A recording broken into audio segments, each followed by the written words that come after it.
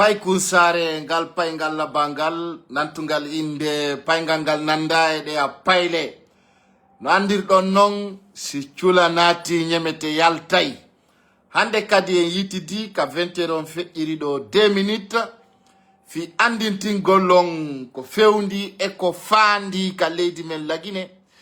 J'espère que le son est bon. Si c'est bon, vous pouvez répondre aux commentaires. On va essayer de voir la situation. Voilà. Voilà, c'est bon. Haray ko andi golon fo mon kalata o pullo won o Mauritanie jeyraɗo Laguiné. On andi ko laamu jokkete wana leñol. On andi ko laamu wallata wana haala. Donc haray ko andi gol taw fulɓe Guinéen ɓe jooɗiɓe Mauritanie ɓen kala marɗo siɗɗo yo partage mo vidéo ɗo.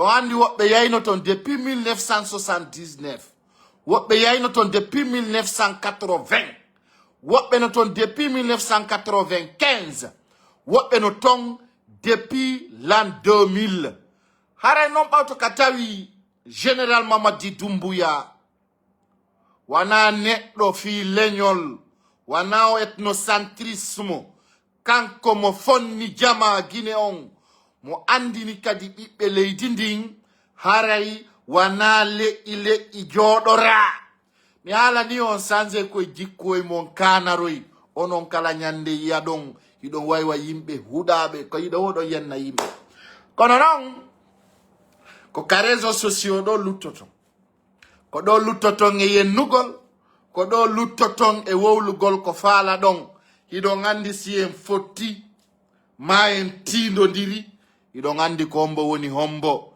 min mi haala ni on o woni yin ko yartirte koy no yurmi ha o woni noon onon on doga ha walle ɗon no artire ɗon ka leydi mon haray koyon wattan yila bon haray kadi weltanoɗen docteur Maurice Sanda Kouyaté ministre affaires étrangères on ɗon andi kanko kadi mo daditi dari moƴƴa fii ta Guinéen ɓe ɓen letto nde moƴƴere ɗon gonon on yiyata ɗum ɗon vous allez pas voir guite mon ɗen no suumana ɗum ɗon andi hay amanɗa gagnoma e fetere o innay a wuppi a wiccimo loope so min haaju an ala e gorejo min mi ala gorejo moi je m'en fous de ça min Payku Sare mi ala gorejo mi ala partenaire jo parce que min mi darino mi tawi vous n'êtes que des lâches ko ɗo min miɗo ka koyengu an siɗa mari haaju e an ara géré sa ala haaju am mi ala haaju e moi je m'en fous min mi ala ni noon ɗum dès au début min mi holora Paul mi holora Pierre min ko Allah mi holori moi je m'en fous de ça hein. Bisi woni ɗo 10 000 fois anda ralilan ɗum sonjatalan ɗuytatalan ɓeydatalan no fotanalan dek parce que ɗum haɗatalan waɗugol comme fala ko moi sans toi je suis vivant ta présence je serai vivant ko ɗum minnuma Payku Sare aujourd'hui Payku Sare pour toujours donc ɗum ɗo yo laaɓan on fonden andinen jama on penale ɗen wallata famine fenande ñappay kono siyay haray ko woni ko faandi e nder mum e ko rappelugol on oyno ɗo opposition o yawno ɗo Rosso ɓe famini ɓe anani on min inni on ko image ɓe yahi ɗaɓɓugol e hoore mon hay goto ɓe artirani hay bare kum mi waɗi tinnan ɗo vidéo mawɓe wenna non hiɓe duwani président Mamadi Doumbouya par ce que ko nafa kan wullete nafa kan si tagaɗo ala nafa goto wullata ɓawo ma ko ɗum waɗi si min ni pullo Fuuta Sondo wo ko yo andintinne ko mboni président Mamadi Doumbouya qu'est-ce qu'il va faire qu'est-ce qu'il a fait qu'est-ce qu'il veut faire comment pullo Fuuta andintinne ɗum hay si metta e goɗɗo go par ce que mi ala non no woodi fulɓe ɓe wulɓin ton no woodi kadi fulɓe yaaɓay ɓe on feƴƴara ɗum kadi on s'en fout de ça donc je vous rappelle ko feƴƴi ko Mauritanie ɗo c'est quelque chose quand même à apprécier parce que hay si tawi a faala ka yiide men hollete ɗum ɗon yana hoorema daari ɓe mawɓe ɗo daari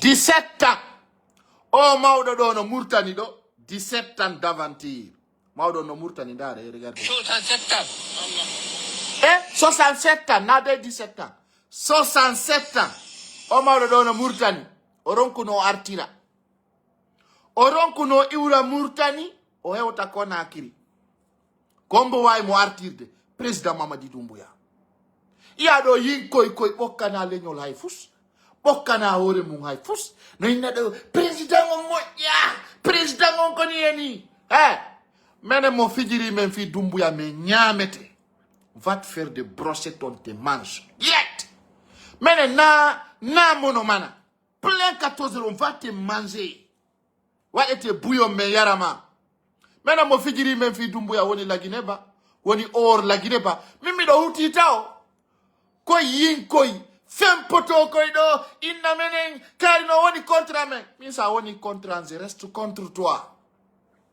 mais moi je suis avec l'état tu décondamnes mes côtés à Tony là je te rentre propre donc ala mono mana menen hande kay men jaɓata yin koy tu koy ara bonnana leñol ngol ɗum lanni ɗum mono mari on esprit on tigi helu haladu mundu menen mo sikki pompoto ɗo kama flo ara ɗo inna men Doumbouya mono menen men nanata ɗum min nanata den penale mo min nanata on sardu mardu mo on fenani yimɓe ɓen ha on fenani leñol ngol jama on andi ko on fenoɓe kadi ɗon sikkude goɗɗo runka e wolangol on fenen il faut qu'on se lève il faut que finen il faut que famen anden ko faala ɗen tertoɗen ayɓe ɓen ɓe gaynanta en ɓe nesi mamare gaynata haysi ko mamare nagge koyo nge hirse nge hutte nge waɗe pette billitti nge defe jama mo monana ka gaynata e o pays accay gokkoy monanoma ha soofide ko yiya ɗon tawa koye moni yiya koye tawa koye moni kono si fottama hara ɓe andi ki e ki ɓe fotta e ma hara ɓe monanima ɓe fala ɓe fettu minen ko kam min seedi e mon min watti doginde otoje jane ko kam min seedi e mon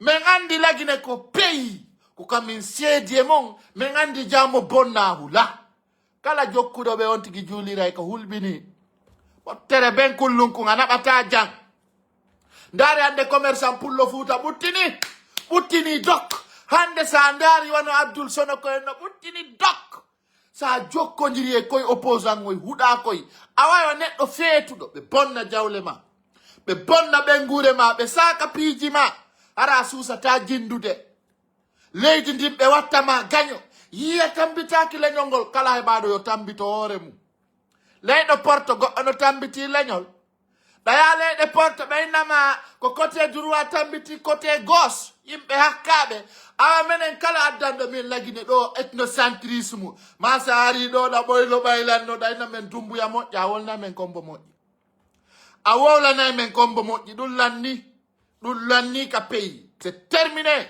hande kadi sa ala état d'esprit de contribution pour le développement ƴettu kilike kalak ma o mooɓa et puis goto woltaɗo inde leñol hande kadi à partir de maintenant kala yaltuɗo no wola inde leñol on va te prendre tu vas aller devant la justice tu te justifies tu représentes quoi ka woñala jalsa jalaba ka conseiller ka suudoyali pular yimene leñol lamengol kala mo men yino wola ɗum on va te casser direct ni men helirtama et puis on t'oublie. C'est fini, tu seras handicapé. Kaïda ou, ben no jetta problème mum personnel, yo wadu nge hore amen. Yinkoy huda ko yinkoy ha yinkoy ara. Yemenen fulbe ben askon fulbe revenez au pays. Terte affaire Ousmane Nielo et ma Paul ou Pierre. Nous on parle pas de Ousmane Nielo, vous savez. Nous on sait qu'on va mourir un jour. Mimi ala ni non dung. Andi ko non haja aduna. Kono inni ma aduna. Menen ngandi kullu nafsin zaikatil maut. Menen lopaka ani mimi hala nino ay mimi haja ka fi yo goddo welto ka. Buye mon fempino do pay ko sare so satana atude Conakry minni on bepp on fena. Wule fale nara on bepp minata e Conakry mi yalta. Wa beni ande o yahi mi simi yahi. Minna mi ononde minna mi jijirare.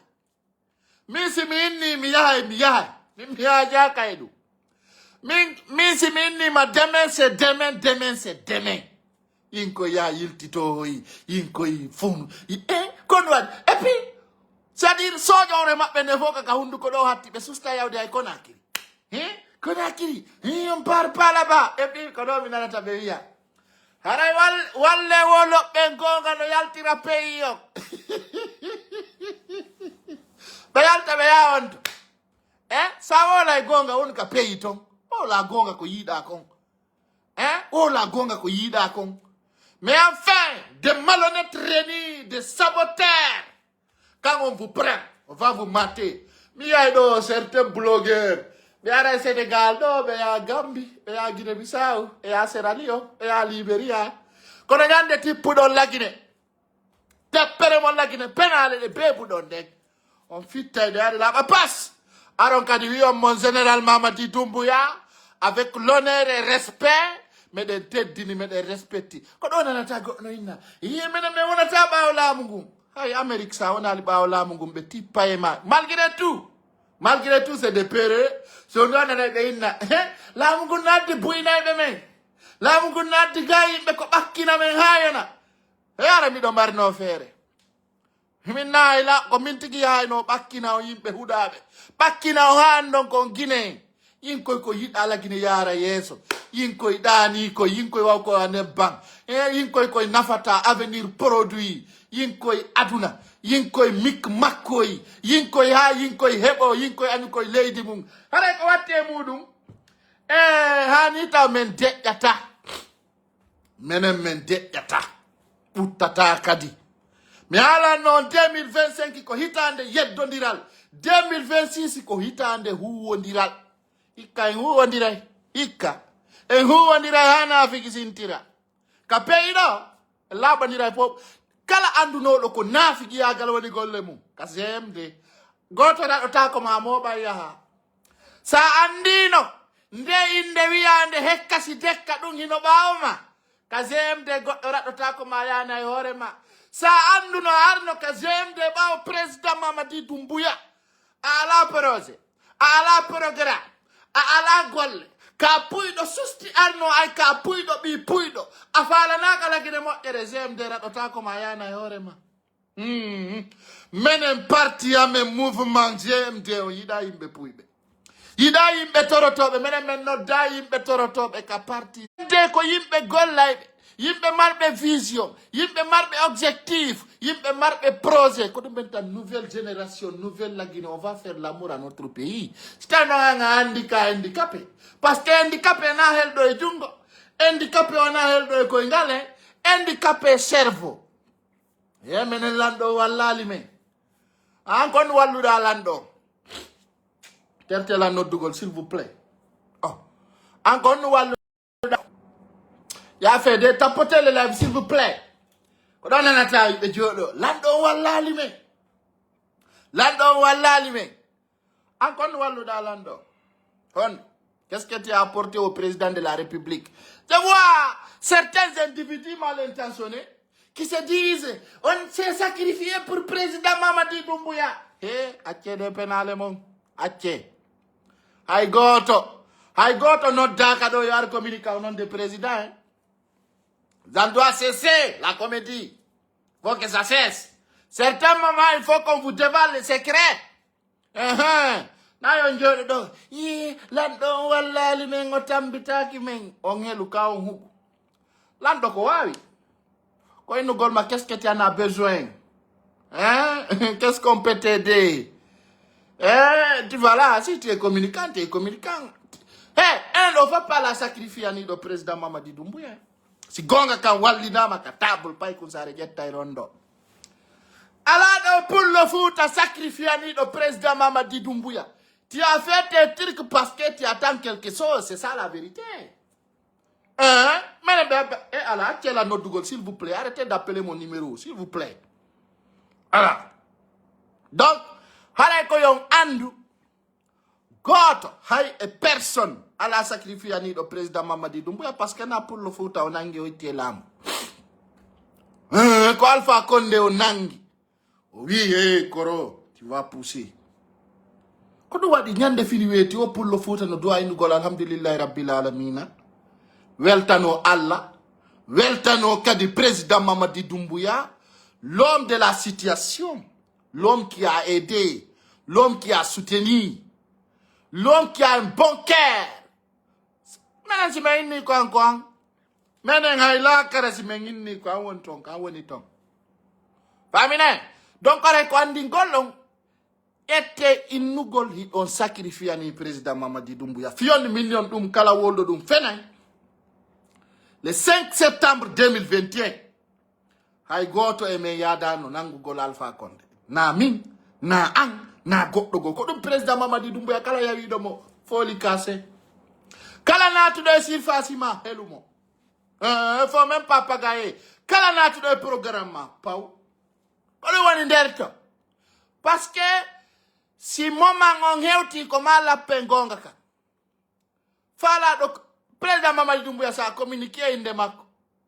Si ça l'intéresse, si ça l'intéresse pas, tu travailles pour la Guinée. Alanta do yinkoy afu otowol ko lende trois tumbe landema. Qu'est-ce que tu as fait pour la Guinée? Qu'est-ce que tu as fait pour la Guinée? Vous qui posez la question là, qu'est-ce que vous avez fait pour la Guinée? Au moins nous, on fait la promotion de Simandou 2040. Au moins nous, on fait la promotion des acquis de CNRD. Au moins nous, on a l'accès à la réception du président. Au moins nous, on peut vous montrer d'autres ministres. Oh là là. Et dans tout ça, ça ne va pas dans votre cœur. Ça vous ventile, ça vous fait mal. Maintenant, awagonga kangeuti. Moment vérité, on klaxonne. On dit poum, poum, poum, poum, poum. Non, on fait la fête. On fait la maille. Top là, Allah yautu de do. Gonga ka. Mini, yimbe be ala golle be ala place ka CMD nani. Oya yenene. Na ko may kontu yurmi. Et puis mo wondi e président Mamadi Doumbouya. Ayalti awoli fenande ore président Mamadi Doumbouya si mengendi ke ba même bebinte a confirma. Mettez en garde. C'est ça. Ça y a eu à Golidi et ZMD, empire ZMD. Ayaltido a famille, Anidanya. Tu es libre, me fais doser tes paroles. On va te ramasser. Et puis quand on te prend là, on va te mater. Parce que maintenant, on est fait à la ZMD. À la société de projet. À la entreprise ou entrepreneuriat. On a aussi couru d'eau et c'est important. Mais il y a un ministre Carifou, il y a un aliment. Qu'on a nommé mo. Qu'on a nommé là, qu'on fait tout gol bien de l'État, on distribue, on distribue. Hein? Il y a un ministre bien, mais si bien, même, mais qu'on cambe on y bémon. Qu'on be pas bémon, si bien, on a l'oudombe. Pourquoi vous allez accerner les gens? Hein? Les ministres, quel mais au corta, mais ce que yimbe jana bebe wadana, encore yauka yimbe jana bebe wadana. Laissez tout le monde tranquille. Et objectif, et vision. Mais non, ici, il faut que les ministres de Conakry ou Guinota Koka. Parce que même il y a un bureau de Jimabe. Moi, je m'en fous de ça. À la ministre de Guinota, on paye Koussari, ministère, et Kemitilang, malandi que la service au ministre à la Guinée. Personne. Hein? Alors, même il y a un ministre, mina ma bon, nene anonauni, babeng anomai, c'est-à-dire, je ne suis pas dans ça, moi. Et même ils le savent. Kono yinko ino kona akrido. Hein? Ils sont pas dans le style. C'est-à-dire, ils sont pas style tiré. Comment tu goltung? Ya wasel lubal de noma mama en kamako. On va la ya ujujon now. Kaka ministère mako goloton. Hein? Ko département goto won kaka ministre de la jeunesse golata kaka ministre des sports. Odongo kata na tirini. Ko manjalla ji wala olamori don kako gollugo anyono nada yimbe problème voilà alors tu sais Ousmane Gawal dès qu'il est arrivé là-bas ka ministère des transports golloto ko direction ton won donc amene men sorta de pénale mon oh mouma souka mon bepale nous on s'en fout de ça ça andi important à lady ndi fous awata golle ça wadi golle là-bas des départements be yibe tay golle de no là-bas mais non de te ben no récompensement golle motte min ko mi woni premier blogueur guinéen jo attiɗo filmugol Moribaya si le premier influenceur fo yahi minen kadi min filma moi de m'en fous oy kodaki mi ala groupe min ko golle ande ma mentalité ce que je peux faire je le fais. C'est clair. Moi, je n'attends rien de personne. Pourquoi je vous dis ça? Il faut que ça soit clair. Il faut que chacun sache que, handicap du pénal, il faut te battre. Il faut combattre. J'aime d'ici 2027, bouille bête pas donc loubi fous. Je vous dis alerte. Bouille naido jamais wadi dundo parce que un pénal ko ma acha, ma yimbe ben golla. Ma guinéen jon golla. Ma heba ide gollu gol. Faut travailler. Andita ko golle ma den jonnu ma ko ko hebuda do. Tu vois, tu vas résister. Heba o mentalité. Mimbe oy mimbe ya do doga do ba o yimbe soja. Je m'en fous moi. Moi si moi. Même moi mi soja ntakona qu'il faut que président Mamadi Doumbouya. L'autre do fop si la besoin mi do besoin ma. Ça besoin na mi besoin na ma. Ça c'est clair. Moi c'est le patron à Guinée c'est président Mamadi Doumbouya. L'autre me faut peut-être donc le respect. Ça ne dit pas qu'on s'arrête Andy, il peut t'apporter quelque chose et viens. Si ça concerne GMD, je suis dedans. Je viens, je fais mon travail. Quand je te présente ici, tu seras satisfait. Il n'a pas. Non, go l'idée.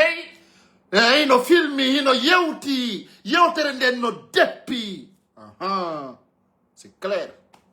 Alay, assalamu alaikum et modon. Yimbe wombe ndaru de fewndo do Facebook kong. Be sono diri kale jimbe wo pay kun arti. Fami. On no wondo premier ma dernier wo c'est bon. Moi je cherche pas à être premier, je cherche pas à être meilleur. Moi toute personne qui apporte son soutien avec sincère, fait promotion la Guinéenne. Je suis pas là pour me comparer à personne. Ani kononi gonga kang. Tonton Momo wonki unga menkunso. Tonton Momo yare ndia. Kono ngandi ko nervi. Menen met en Guinée. O fami. Guinée welu. Tati moyali Guinée jibay mone. Haray ko andi gollong. Ko watte mum.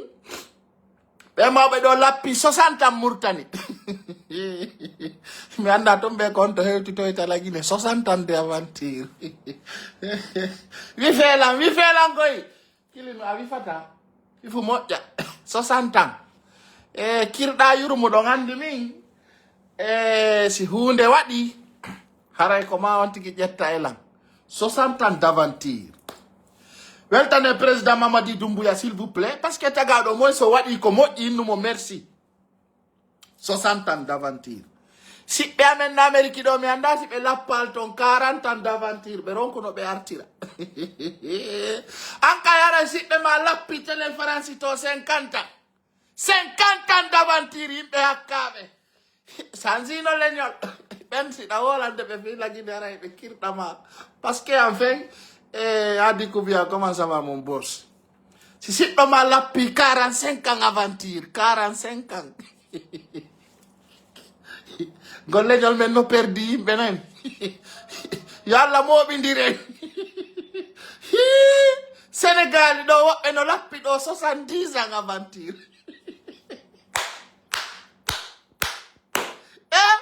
No. Rettifi wo ko 67 ans. Demi-siècle ben no lappi murtani do e ndiare. Mais imagine mon cher ami. Ben no lappi 67 ans murtani kami andi don. Awalta ko kalabi. Anyamata hara. Bernde ma walo tako. Awuri da e bengure ma. Ansa mai anatali aljana. Hara ino yurmi. Bon. Je fais une doléance. Dans le président Mamadi Doumbouya connaît le mot yudo. Ko yurmetedo. Président Mamadi Doumbouya ko gorko. C'est un homme. Si ben ni ma ko njandi tajata njandi. Awako iyal helata iyal. Haray dun non haray no fote ay be wi. Pijidi no sedi. Be mo be la pour 67 ans aventure do be no hande galle ka. 67 ans. ɓeɗo hande si ɓe hewtiti ka maɓɓe ko andirta pulɓe Fuuta gono boni e ala ay ko sakumɓe addori min miɗo anduno ɗo buye mon hari hitta ka famille mon ino on ɗo miɗo reeni on buye mon ɗo hari hitta e famille mon ɗin ko fewdo woɓɓe mo yahi Allemagne ɗo woɓɓe naatiri Italie watti yewtutude e bappa mum e kawu mum groupe men o fo wari ko bandi nodda min ko ɗum mo noddilan ɗo Conakry nayna ko min mi ñamma min na fene mi ala mi ñam sokka juuɗe ɗum affaire siɗɗoyagal min Conakry hay so koye weldi sa ɗaɓɓitallam ɗaɓɓitatama par ce que mi holora hay goto sina Allah siɗa mari ko hoorema maranɗa min ko woni ko état d' esprit an sa ala kadi na min fannuma wata monanolam monanakima enen ɗo buya men si tawno sanzano harano ɓenni ko enen woni huɗa ɓen yo Allah sanzan en o montor mo yiɗon ɗo ko eneteɓe fato sino wawa timmimo harana montorji fenandeji no n'est ce pas pidian il faut min jama o gadday kono montor ɗo kadi no welammi par ce que kala waɗanɗoma weltanomo ayanda on no heɓiri yimɓe dulluɓe pati kikalajo o lappi 69 ans aventure Mauritanie 69 ans duuɓi 69 ɓe waali ka Sahara ɗo ka désert mawɓe ɓen ay hendu lagine ndu wifiɓe ko ɓe wi mi nani ɓe lappa ɗon hasani yaare tayari ɓe no soñji nani woɓe yetti Allah ɓe yetti Allah ɓe yetti Mamadi Doumbouya ɓe yetti ko yetti Mamadi Doumbouya fop andi sa walli falaɗo wallede haray no moƴƴi ha ko ɗum yo président Mamadi Doumbouya accu ñammingol ɗi maccuɗi fuyanteji on ɗi lagine ɗo o wallito jama handuɓe e ballal ngal ay ɓe yanama Mauritanie ɓe artirama ɓe tippike ka avion ɓe fondi e Morisanda Kouyaté hendu lagine ɗum ka aéroport international Ahmed Sékou Touré ay ɗum wifiɓe waɗi few ɓenni alhamdulillahi rabbil alamina alhamdulillahi rabbil alamina mi holla on vidéo on ko ala seede fo no sofɗa tapote le live et partagez le holla on kono a nanata yimɓe ɓen no wola fi ɗum ɗo nanata ko anini fenoji ɗin ko fiyama siga e maya ɓena nene gotoɓe mon na haala wota wowluɗon kono naafiqiji fulɓe ɓen ko fi ɓen aniri ɓe ayata ɓe waɗana ɓe mawɓe ɗo kañot jamais ayata ɓe na ɓe mawɓe ɗo yo wallitide ko ɓuuri mi aninde fo si ɓe ɗo hewtotiroyni ka famille mum ara ko ni ɓe darirta ɓe Mauritanie ton on soñjoyaki 69 ans d'aventure aray ɓe toroyo Allah itton ɗo tu jooɗi nattira on lakara ayla gandi jama on kelɗa jama on no boni ha sofiɗa jama on no daari ka bonaki ton fof boni eppi ɗon boni hey ɗon boni dey ɗon boni vrai nare ɗo moɓɓe nani nare ɓe ɗo Ce n'est pas venu à Guinée. Allah. Nous prions pour le président de la République. Ay woyamullahi Allah. Duwano ɗen président Mamadi Doumbouya. Ay no wodi ay ko ɗum waɗi si minni on. Président Mamadi Doumbouya c'est Dieu donné. Min mi yiɗatamo gayinta. Min sa gayinta tun ko hay lawol yaade ten seede. Min sa andi a gayinta. Ko ay lawol yaade ten jokka life man jokka life am. Min mi sokka juuɗe e weldiyagal naafigi escoro kono ɓenta ɗum ko wondi alda ɗi moi je m'en fous de ça min en weldirali fiita en seedu min mi yey tumi ndara golle maɗen ko golle naafigi min nama resta à côté nous on bouge naremoɓe no welti nane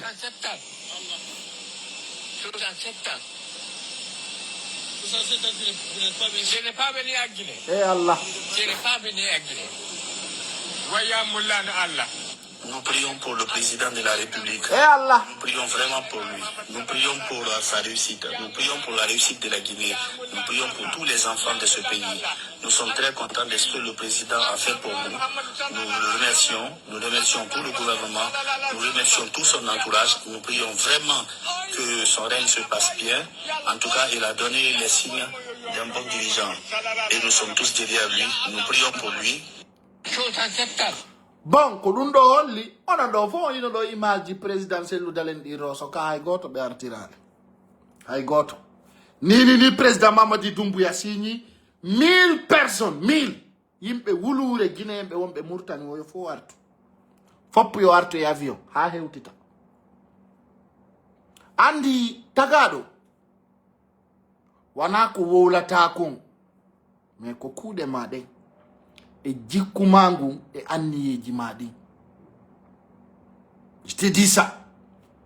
Bano Adama, c'est pas ce que les gens parlent de toi, mais c'est ce que tu fais, tes actes. C'est ça qui est plus important.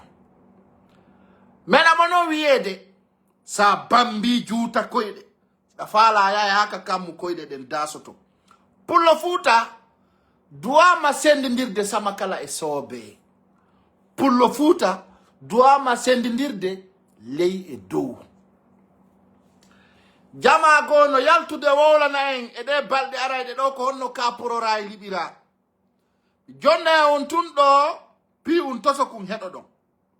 Nano nani andi ton. Piiji ɗin jama on doama faamude. Andin tinne piiji buy kadi. Rappele piiji wonɗi arde. Dans ce cas, jama Guinée on doama faaminede kon woni riel. Ɓe anda. Pour le Fouta kadi doama wattede e sayiji ɗin andintinne ko wattangol yila de anda ko honno yarata anda ko honto ñomitata anda kadi ko honno waɗata fami très important. Je pas retrouver la vidéo mais je vais le montrer demain. Hande ko leydi men histoire on yewtoyay menen men meli vrai combat fita pour le Fouta ware fita pour le Fouta hersine fiyo pour le Fouta on hettu gebal mungal. Ça c'est clair. Hande gouvernement zemde on fulɓe no c'est-à-dire fulɓe ɓen no e poste ji buy won ɗi responsable ko ɗum ɗo woni résultat golle men ɗen famine ɓe wiwomo ɓattaki kasende te heɓata geɓal. Il faut que ça soit clair pour vous. Hande goɗɗo wata wiwugol pour le Fouta tawa kay au gouvernement ɗo goɗɗo wawi wolde ɗum hay sa feetu et puis ko président Mamadi Doumbouya tout suusi reconduisugol premier ministre jo pour le Fouta après 2 ans. Iɗen andi histoire on yalten e naafigiyagal ko sa yi Allah wi ka ɓurana makko o sunnoyay naafigi o naadoyay naafigi jahannama. C'est parce que naafigi ko naafigi tu wata wonde yiya gonga ta susta wolde. Tu vois laginari no besoin ni e lanɗo wawɗo a président Mamadi Doumbouya et puis ha hande o wola naali on ko waɗa ligol. Puis c'est clair. Donc so yi Allah ƴetti ngu laamu jonnimo o saayi ɗo e ko kanko jogiti. Président Mamadi Doumbouya imo rasiri mo mari doole mo moƴƴini doole ko ayna golle makko ɗen. Mari doole c'est-à-dire il a la puissance. Puis mo mari ko stratégie mari plan. Min mi yiwno ɗo yinkoye añankoye ino faala perdinde commerçant ɓe goo. Mi ala ni on ko laamu mari doole wana opérateur économique. Uyo laaɓan on président Mamadi Doumbouya décret makko goto no wawi perdinde commerçant fulɓe Fouta wappo watta jawle maɓɓe ka axim ma kuuli. Ɗum noon kadi hara no yaari sut kadi décret makko goto pet so inni o sanji mbuuɗi lagine ɗin marnoɓe mbuuɗi fo wara e perdi. Faut que ça soit clair. Mi anda kon no miiji torton. Et puis ɓe ƴetta crise mo tawaka e programme opérateur économique ɓe naada ɓe nder ton ay sa yaadi e neɗɗo kataɗo sa jokkodiri e neɗɗo huɗaɗo ko ɓe beebinaynoma kon ɗum ɗo rewa e ma hay si tawi a faalanoka hay sa eɓɓindanoki ɓe puucinte ko ɓe puucinaynoma kon parce que tout simplement ko neɗɗo kataɗo ko neɗɗo mandanda hoorema ça bouge pas de son côté. Oɗo ɗo wawi imminde minani ɓe hinna ɗo ɓe waɗa vidéo ji yiye haray opérateur économique ko yo jogo jawle mun ɗen. Est ce que onon hiɗo mari mentalité? est-ce que do yidi ben opérateur be économique be dum wolande dum kono he ay grand jo noddibe ka palais o indare lam fota o mi woni Mamadi Doumbouya mais si tawi do jawdi depuis mi laami do mi bonnanali o ngayunde mi jattali o mi détruisali o mi jattali commerce mo hiɗon yeyirde no faalira ɗon son sikki on bonna e laamu an gon ɗon ko fenande penale marsata ɓe tawile ko ɗum woni gonga ko ɗum woni riƴel koko yinko yalata ɗo minen komin fulɓe wattane ila nani inneɓe taɓe wowle inde moyo ɓe wowle inde maɓɓe inko woni koye torade ñama wata wurude ay ka continent ɗo ni commerçant awawi ɓe noddama ka pale ɓe yewtama gonga kan deƴƴali mbuɗi ala haylade pays o deƴƴi hokk poron ko autorité on jogiti on tertotoɗe penale mum o muma suuka nini port Conakry on gollira jemma e ñalorma hay battoje go ala ko costa hakkenno ko activité woni lendi tertoɗen ɗum enen ko kala probléme arɗo en engagé yimɓe men ɓe yi on noode ko commerçant mari buuɗi on ɗum commerçant mari commerçant guinéen hay batto ayata ɗo commerçant jo guinéen marɗo guette privé wan peut me dire ça il y a des opérateurs économiques maliens qui ont des guettes privées son jogol tu yimɓe ƴetta ay tun ko yimɓe kataɓe haɓɓito ɗon kadi on tuninay ko ɓen ɗo woni hoccitade ko tanke ɓen ɗo waali wa selludalen ɓernde mo waltako tanke on ƴettani sekkoji mon kataɗi ɗi ukkuɗon e opérateur économique par ce que on jokki seldalen on suusalmo wolande gonga ha on perdidimo hiɗon haɓɓiti kadi on yiltoto perdi non opérateur économique pour le Fouta ɓen kadi arano jooɗi ɗon aya e joloy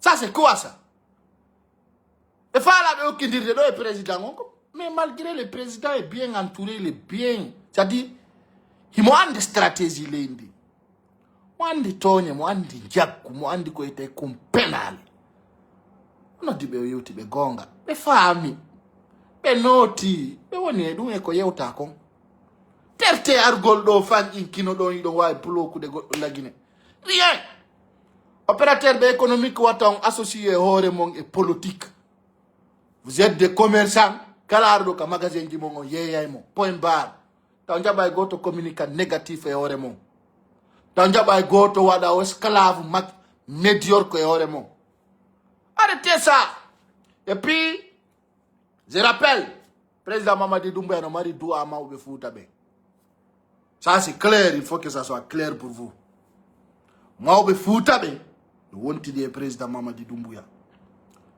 mi nanay ɗo eno inna ye laamu lagine ngu waray est ce que iɗon andi tarika Fouta Diallo onon wonɓe wolde ɗum ɓen taw andi tagaɗo so anda tarika makko kan o wawata andude ko kanko woni hombo yayi ɗaɓɓa ko on ɗum Boubacar mo nenan jaariw Boubacar Biro ko honno on laamorno diwal Timbo kono won ɗon innigol ɗo kala ni ɗoma lanɗo warata on tigi beppanima penale fenade fus fenade par ce que lamɓe mon ɓen ɓe waɗayno ɗin piiji est ce que vous comprenez faut qu'on vous dise la vérité à un certain moment faut que nanina ɗon gonga kan andintinne ɗon andi min ko on mettatanmi e mon koko famin ton kon onon kon honnête onon no vous êtes parfait ele onon anda tarika mon ka hande si mi nani ɗon inna ɗo yimɓe kaari minni en petite histoire yahe ndaron ko honno Boubacar mo nenan jaari o diwal Timbo ko honɗum e honɗum o waɗi ha o ardi diwal Timbo nga c'est là-bas que tu dois comprendre pouvoir wana amusement wana mono mana hay ɓen ɓe jokkuɗon ɗon famin ɗon deyi ɗon jokki fi intérêt o e mon hay ɓen wonino saabu woɓɓe go maayi hande noon si Allah waɗi menen ɗi kengiji min wawi arde ka leydi ton min temporise tension jiɗin min waɗa sensibilisation jiɗin jama on danda ɓe daɗa o yeddi ɗum miɗen tori président Mamadi Doumbouya kala arɗo ka leydi lagini memmini guere be to habe fawa mo jungo on tigi naɓe sera parce que be lorri leñol amengol wallahi billahi tallahi ɗi manifestation ji hari ɓe lorrime wallahi hari ɓe sonjime hari ñande wo e ñande watta ɗo balɗe ɗiɗi ɓiɗɗo pullo fuuta wuldinaka hari asusta aɓe waranimen kadi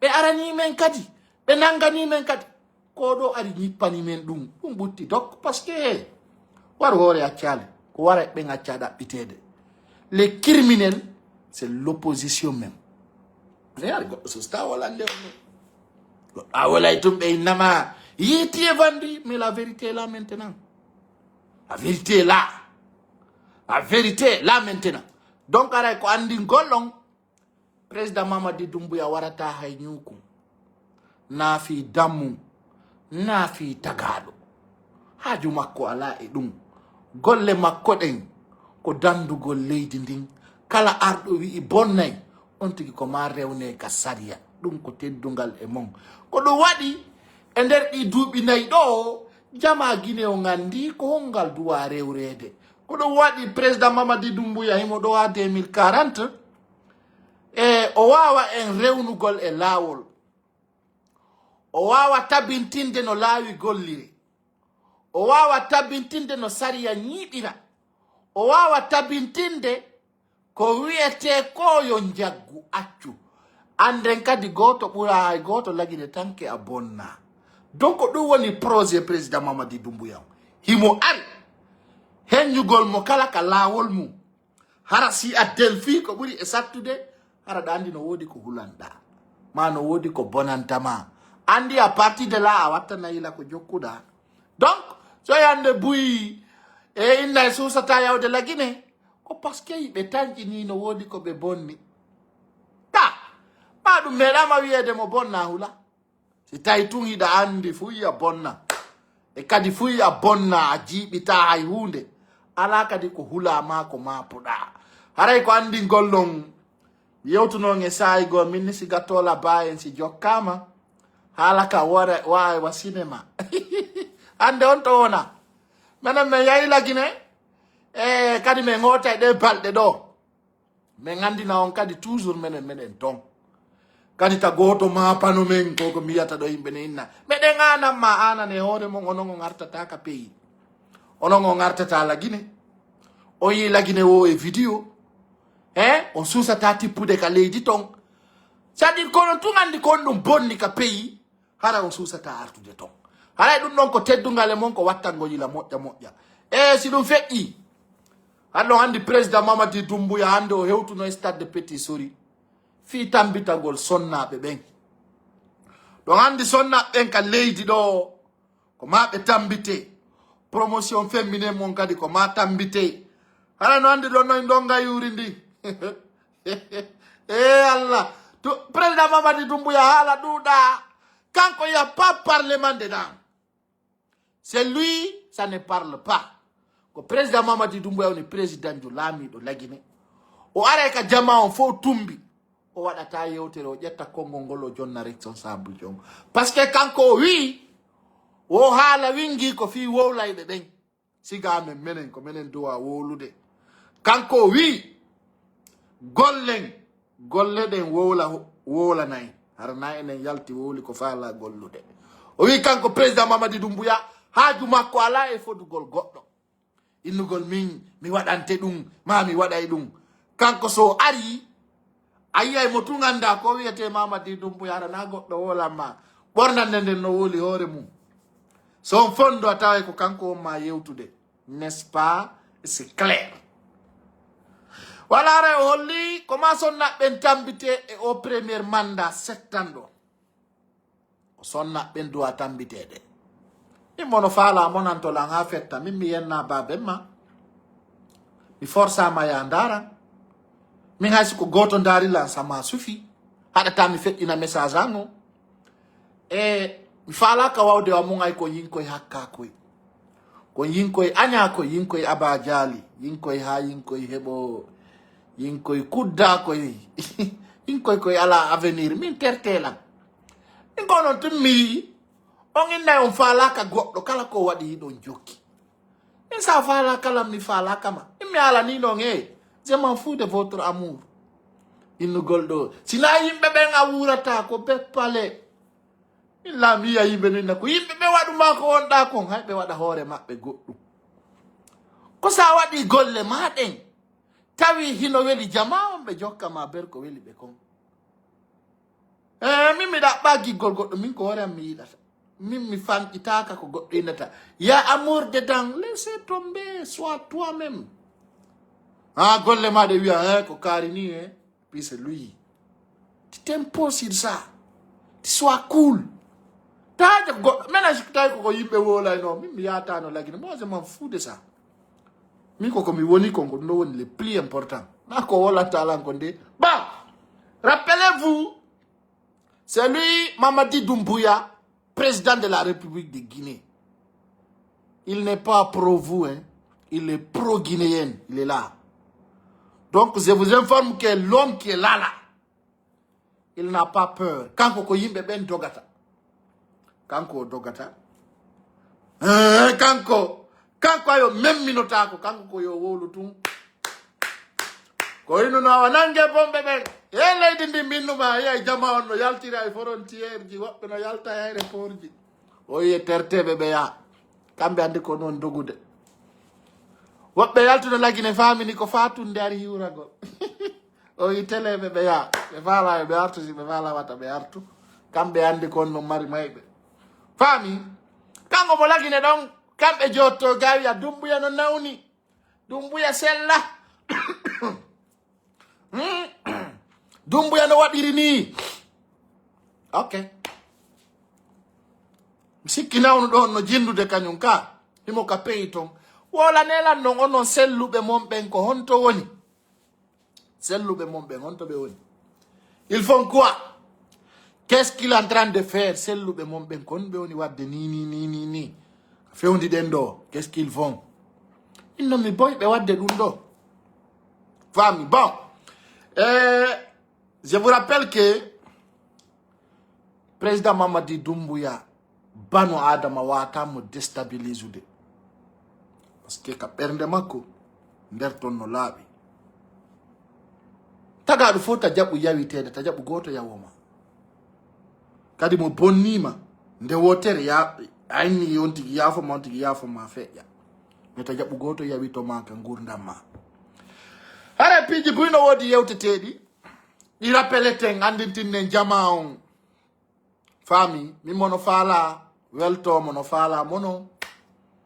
Menen le plus important, jama jodi be lagine ben no respecti men. Kadi hibe teddini men. Be andi wana men nafigi. Menen mede lagine. Mede wonde président Mamadi Doumbouya. Via la mort, on n'a pas peur. C'est la continuité. Oui, on n'a pas peur. Hein? Mais maintenant, viens à Dakar, minga isiko Burkina mi fala ya dem yaay. Mi isiko Paris la fala chika dande mi chikoto. Ha isiko Angleterre, mi do humpa kumpulu yalto yalang. Ida wende Mamadi Doumbouya kan, moi, tu m'affrontes, je te rentre. Direct. Mi da pitata, mina ita kono sa feti ha ukikelan. Allah. Sabu Mamadi Doumbouya, on va aller au tribunal. Faut c'était ses cocons. Mi jata téléphone mani na ndo pa ko sare mona mi sekete ses cocons direct. Non si da fala na bay la tribunal mo falda, moi je m'en fous de ça. Allah. Kala wona ndo Mamadi Doumbouya wonu prêt, no grandjo woni non prêt. Faut être prêt. Quand on est dans un bano adama un simple atama intimider gol. Il se croit quoi? Hein? Parce qu'il est qui? Au bout de la Guinée. Quand on dit Doumbouya on gol guinéen. Hein? On dit Doumbouya on gol guinéen. Et t'as où la goto nani? Hay goto. T'as on da utu. Kono kala da utu don répliquer. Faut pas. Et moi, je laisse à cause du président Fa Kaya Kouachi. Minsi Komindo. Da bitatama. Kami yai woka di fi président Mamadi Doumbouya mi wole. Dunga iti ko onto tigide. Moi, sa ida ilan ko hore dun sa anya ilan ko hore dun moi je m'en fous de ça. j'attends rien de personne kadi ay min toujours ko fe nomburi jandude ka ah ça c'est clair de faut que ça soit clair weli metti meden ton mo président Mamadi Doumbouya ni ko do men jokkata me den jokkimo lagine kadi kala golludo men wola mo gollalo men on tigi gollale America wana ben maji ara da natiri Nicaragua ay kaydi ala ba uno wurira terto dano mayira nani alla no sonjuma da seppi e leyde haada nati ala ay kaydi na venga en America beti no wodi ko gerda do ay ko green card ma kunni ko passeport ma onni hara kayde da nata lagine da lando visa amari ko gerda har na pay kun sare ne do katato manande mede wona milliardaire lagine do dans nos entreprises ala da hayla tout bele manjane Amérique allez vous faire foutre ay Donald Trump no anio tagado wonu kayida kono wona ka bakida hara wona hay free dum hen sinana kima a hulali wana nokko hara da andi ka wonda do ida baki ida mapi dawli nyande ota ay sinang dawli ta fotte police dawli ta besek ala kaid ma podo e dum sonjo da e dum ha juma mo terto da monana gol yimbe wonbe Afrique do wonbe vivre de bien Afrique do mo mayi tayno woni bien amaya tunatal janna peti famine président Mamadi Doumbouya ko be woni yimbe aljanna be wallo be yimbe duabe wallede spa o meda sonjade o meda sonjagol o bittoto ay tun do mari annie o bonkoy idon boni watti e mum sonjoto nani onon e sonja e don jokkondiri donc nous sommes toujours là on est bien j'aimerais vous dire d'ailleurs merci wombela noddugol il n'a pas écouté vraiment été bienvenue à Dakar on est là on est bien et nous sommes satisfaits on est très content fami donc ko watte mum jama on wakilo on a discipliné haray district jidi lancer message candidat be GMD ben ko yon supportube kala district ma préfecture ko yo supporte candidat be GMD ben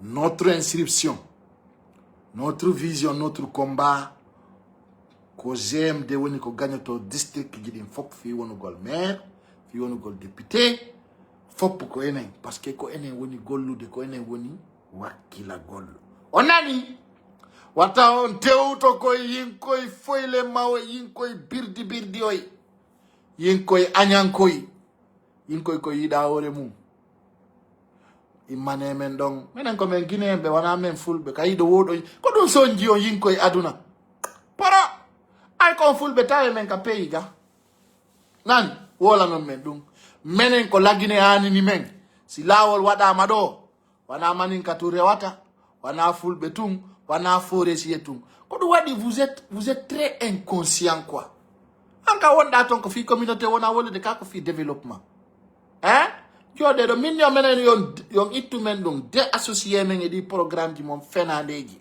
e menen fulbe ben non n'est pas dans ça menen ko menen GMD on ton fulbe no ton manin kano ton tout le monde est là-bas donc menen haccu amen ala ko goddo inta do menen fulbe ben ya quoi dedans menen ko dandugol fulbe ben c'est notre objectif wallugol pullo no dadira no dandira no lamora no gaynira no hisira o ya menen men nati lagine do nande manifestation e l'acte bambe to cosa nande ton manifestation fo no de yokku no woni discipliné tout le monde est content kala no jokki haaju mum no dadi si metti timandara kayara c'est ça la vérité kayimbe jokku non do nyande o yimbe no ware yimbe no sonje yimbe no lette donc menen ka peya men do meden do menen ko wonbe lagine ben jeya be lagine ben ko ben do men woni wolande wana pulo e tawata ko baba Mauritanie nene Guinée ma baba Sénégal nene Mauritanie hara no ari do no azuti no inako Guinée hara extrait de naissance Guinée be ala vous n'avez même pas une carte d'identité guinéenne nous on parle au Guinée On ne parle pas de Guinéen nationalité française. Nous ne sommes pas français. Nous sommes des Guinéens. Nous ne sommes pas des pro-américains. Menen haccu amen ala kaydi Amérique. Menen ko Guinéen be fulbe jeyabe la Guinée ben. Hara wana yinko menen ko men Guinéen arabe lappi Nicaragua. Nene na pro Nicaragua ma Lampedusa me woni Hollande do. C'est les Guinéens. Hein, ça soit clair pour vous. Voilà. Donc, si mbodi ala la Guinée ar wujja, tu vas savoir ça. Bon, hara ko andi gollon fono weltondirani o vidéo do le fera 1 heure de temps. Ay do andi pijji din ko seda hala bana gagno. Hein, andi nembe kadi la Guinée on est vivable. Vraiment la Guinée c'est chez nous. La Guinée c'est notre paradis. La Guinée progresse. Nana do yin ko yala hay compte bancaire, ala hay compte Orange Money. Nena de mbudi ala ko pays. Anko jel marda. Ati a combien? Kasa do an hara ko nyebbe tirta ko je hirande ceke. Donc kadi ara ko goddo katama 10 000 ma 20 000 ma 50 000 ko di yata soda hirande yimbe torotobe ko nyama. Yimbe da obe occasion naborede. Non, on s'en fout de vous, hein. Yimbe pouibe. Fenane novela onka. Jokke donc. Restez là à vous gonfler. Hein? Vous êtes traumatisés. Vous êtes traumatisés. Ça va pas dans votre tête. Hein? Ça va pas. Partez les Guinéens. Comment ça va? Hein? Vous êtes traumatisés. Vous avez un peu de soucis. Ça ne va pas dans votre tête. Ça ne va pas dans vos têtes. Ou bien dans ta tête. Babi. Donc, menen kalaro tawa men ko Guinée ma Sénégal yonti gi tertude menen men ala men yata ka goto menen ko yimbe arta ka men. Nous on va vous accueillir dans notre paradis, notre pays, notre bien-aimé. Faut venir en Guinée, tu vas voir. Ça arrive la Guinée, ko be yube da Mauritanie. Ndo bonno no ifudebe. Be welti. Tay be woni bien. Tu vois, c'est ça la vie, il faut être bien. Donc c'était ça les gars, ko piji gonoton. Hundu ko wirti jommum. Hande, ZMD, ko fi yimbe jokkube sobe be. Fi yimbe marbe objectif, yimbe marbe plan de société. Puis o kilim no bunni. Beti yimbe be walota ko e kilim yimbe be ala fere. Yimbe hudabe. Yimbe be ventilateur ji wifata. Meden ka climatiseur no bubi jip. Peti ngordam welu. Walo dadu ngara no wifa ko bubi. Ala wada poloro. Nata e suddare wal dar da nyami ari. Do la vie est belle. Donc ngordam peti. Ande da walo to e sa seri da fifo ida nyitto ida merdi. Ko vodi yarda. Ara ida merdi peti. Donc, wata on yejjutu le 2 mai 2026 stade de Petit Sori Saifon président o addana en album wietedo holor horema ala holor horema Petit don nafi wali do sa série VIP on ko 200 000 entrée on simple ko 80 000 do wana fi nafigi e escoro ala Petit ansa woni Amerique ko hendu waratama ngande hendu moƴƴi Amerique o je suudu nan mi mayde mande hendu si wadi Amerique 60 à l'heure ka mayo yaw ko livraison gollata ne livraison faut aller livrer les pizzas qui quitte sur cette direct à Nervi faut boire du Nescafé voilà ara mene on est bien watti ngalineti waldo ara la reni tete kimadi yo Petit c'est vrai hein? On est beau renoma reni anni jimadin fo reni ko on da ko wadde te vois bien renoma ngi jikkuma bongungu anni jimadin tu vois wodi yimbe on doit ka fondude ko ya wattano be lineti ara be jibbo andude gite ma den siko dane siko bode hara hebe battima be renama nder ton ske no wodi yinkoy on duwaka fondude so on fondi be falete ma testude minen non sa testime ta meden hubbade fewno hubbay vrai hara no wada bum tawa no waywa jahannama kadi ala